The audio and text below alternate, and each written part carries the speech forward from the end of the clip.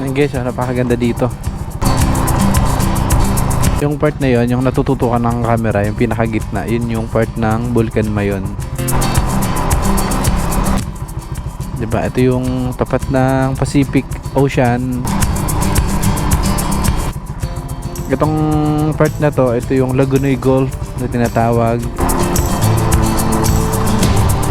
Itong part na to sa may kanan, ito yung Partido, which is kasama sa Partido tong area na to.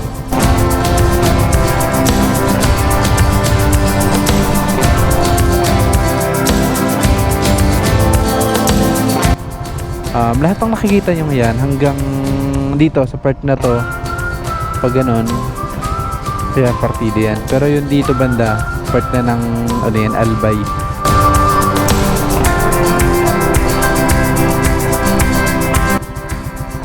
Tapos yun sa may sa amin, kita yun dito.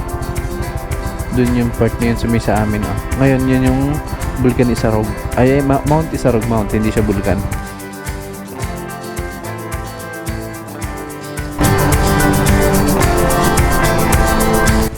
Pero no, napakakulay green. Diba? Relax na relax. Nakaka-relax.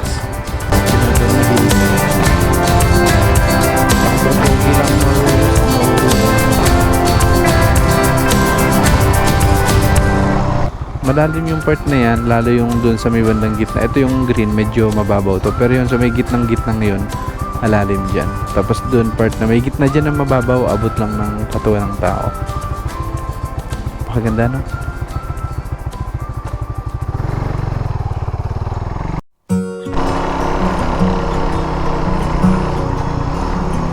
Ayan guys, nandito tayo ngayon sa lugar na isa sa pinakapaborito kong puntahan ng mga medyo binabinata pa ako. Nilalakad ko to noon hanggang doon sa may barangay ng Buena Vista. Atong part na to, ito yung gitna ng San Sebastian at ng barangay Panagan.